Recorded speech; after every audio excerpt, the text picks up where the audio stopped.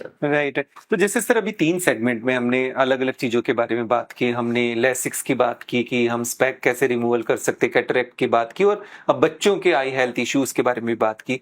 तो क्या eyes segment में भी डिफरेंट डिफरेंट डॉक्टर्स होते हैं इन सब के लिए?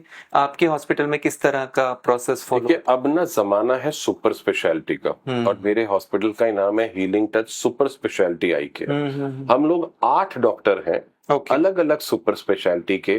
3 डॉक्टर हमारे रेटिना स्पेशलिस्ट हैं, 2 डॉक्टर हमारे कॉर्निया स्पेशलिस्ट हैं, 2 डॉक्टर हमारे पीडियाट्रिक डॉक्टर्स हैं जो सिर्फ बच्चों के केस में स्पेशलिस्ट हैं, एक हमारी डेडिकेटेड टीम है जो ऑप्टोमेट्रिस्ट की है, जो सिर्फ बच्चों के लिए ही ट्रेंड है, वो मायोपिया कंट्रोल और इन सब पे ही मेन फोकस करती है। तो अब साइंस जैसे इवॉल्व कर रही है, हर निश जो है वो एक फोकस्ड वे में काम कर रही है। तो जो पीडियाट्रिक वाला डॉक्टर है वो अपने फोकस्ड एरिया में सुपर स्पेशलिस्ट है और वो बेस्ट से बेस्ट ट्रीटमेंट अपने पेशेंट को हमारे ऑफर कर रहा है। फिर हमारे यहाँ 2 ग्लूकोमा स्पेशलिस्ट हैं जो सिर्फ काले मोतिये का ही देखते हैं, और कैटरेक्ट मोस्टली हम लोग सारे ही करते हैं, और लैसिक भी हम लोग 4 डॉक्टर हैं जो हम लोग करते हैं। 2 हमारे कॉर्निया स्पेशलिस्ट, एक मैं और एक मेरे साथ डॉक्टर नीरज वंचल। राइट। तो ये सर जैसे हमारे पास डिफरेंट स्पेशलिटीज आईज के अंदर है, तो इससे पेशेंट की रिजल्ट में कितना फर्क आता है? फर्क आएगा ही, फर्क आएगा ही। अब एक आदमी जिसने सारी उम्र सिर्फ किया ही स्क्विंट सर्जरी है, तो आप सोचिए वो कितना इवॉल्व हो गया। राइट। एक सर्जन जिसने किया ही ग्लूकोमा सर्जरी है, तो उसकी ग्लूकोमा सर्जरी में कितनी मास्टरी हो गई। तो अब वो जमाना है, जैक ऑफ ऑल ट्रेड्स का जमाना गया, मास्टर ऑफ वन होना जरूरी है। नहीं, बिल्कुल ये आपने सही बात कही सर। अच्छा सर, इसमें कब हम चलते हैं कि लाइफस्टाइल को लेकर कई तरह के आईज हेल्थ इश्यूज रहते हैं, और इंडिया की जैसे बात करें तो हम डायबिटीज की कैपिटल हैं, हम other metabolic disease, blood pressure की कैपिटल हैं। तो ये सब आईज को कैसे अफेक्ट करती है, या जिनको डायबिटीज है या जिनको ब्लड प्रेशर है, तो उन लोगों को क्या आई का स्पेशल ध्यान रखना चाहिए या रेगुलरली अपनी चेकअप कराने चाहिए? तो उनको आप क्या कहना चाहते हैं? देखिए, डायबिटीज सबसे बड़ी ये प्रॉब्लम है जो आंखों को मैक्सिमम लेवल पर असर करती है। डायबिटीज से आपको ग्लूकोमा हो सकता है, आपको डायबिटिक रेटिनोपैथी हो सकती है, अनकंट्रोल्ड शुगर लेवल से आपको कैटरैक्ट इंड्यूस हो सकता है। एक चीज कहलाती है डायबिटिक पैपिलोपैथी, जो आपकी ऑप्टिक नर्व पे असर करती है और उससे जो विजन जाती है वो बहुत मुश्किल होती है रिकवर करनी। सो इसलिए डायबिटिक्स को बहुत जरूरी है एक अच्छा मेटाबॉलिक कंट्रोल रखना। जो डायबिटिक अपना शुगर लेवल्स HbA1c अगर 6.5 और 7 से कम ही रखता है, मैं कहूंगा 7 should be the upper limit, और 7 से हमेशा कम, प्रेफरेबली लेस देन 6.5 अगर आप उतने पे रखते हो तो आप शर्तिया देख लीजिए, आपको कभी भी डायबिटीज की कॉम्प्लिकेशन 20 साल भी नहीं छुएंगी। लेकिन एक कैलस एटीट्यूड होता है कि अरे चलता है यार, आज तो ऐश कर, आज तो खा पी, कल की कल देखेंगे। सो वो ऐसे होते हैं कि with a 5 year uncontrolled of diabetes आपकी आंखों में वो सिम्टम्स आ जाते हैं, और अगर एक बार वो हिट कर गए तो दे आर नॉट स्टॉपेबल, वो प्रोग्रेस करते रहेंगे। आपको रेगुलर चेकअप कराते रहना पड़ेगा।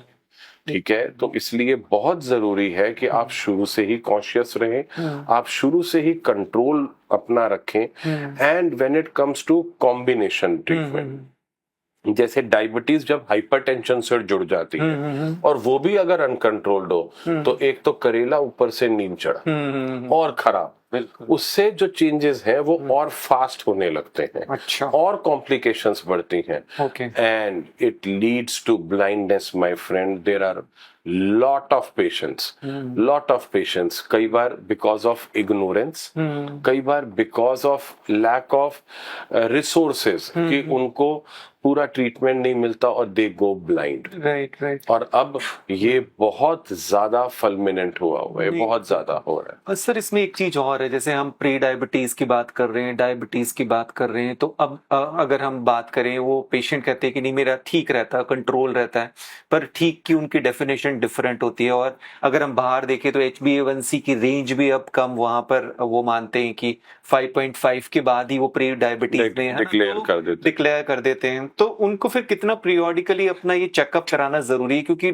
जिनको डायबिटीज है वो अपने ब्लड टेस्ट तो करा लेते हैं, बट कहीं ना कहीं आई टेस्ट को कराने में एक कई बार रिलक्टेंट है।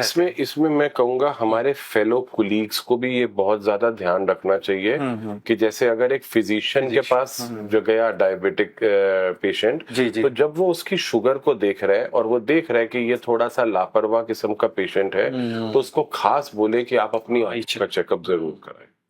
राइट, वो जरूरी है। ये सेंसिटाइजेशन बहुत ज्यादा जरूरी है हमारी पब्लिक को, ये बताना बहुत जरूरी है कि ये सब इम्पोर्टेंट है। राइट। और अब तो ऐसे फंडस कैमरास हैं कि आप मोबाइल यूनिट्स हमारी जाती हैं लोगों की क्लिनिक्स पे, वहां पर हम बस फोटोएं खींचते हैं और वो हमारे यहाँ डायरेक्टली ट्रांसमिट हो जाती हैं, या इवन AI इंटीग्रेशन है उसमें कि जो डायरेक्टली मशीन ही प्रिडिक्ट कर देती है कि यहाँ डायबिटिक चेंजेस है और यहाँ डायबिटिक चेंजेस नहीं है। तो इस टेक्नोलॉजी का फायदा लें, ज्यादा से ज्यादा डायबिटिक स्क्रीनिंग होनी चाहिए।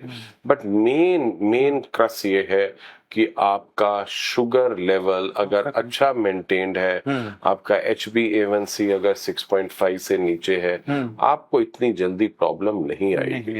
लेकिन जब वो लोग आते हैं 12, 13, 14 वाले लेवल के, तो उनमें दिखता ही है कि भैया आप हमें दिक्कत करी। राइट। तो सर आइज को लेकर वैसे ज्यादातर हमने देखा है कि कई बार हम उसको फॉर ग्रांटेड ले लेते हैं, और जब तक प्रॉब्लम ना हो तब तक आइज हॉस्पिटल में प्रॉब्लम ना हो, वही वाली बात है। बिकॉज जब तक आपको प्रॉब्लम आती है ना, तब तक बहुत देर हो चुकी होती है। आपके तो शुगर के चेंजेस आंखों में बहुत टाइम से चल रहे हैं, आपने ध्यान ही नहीं दिया।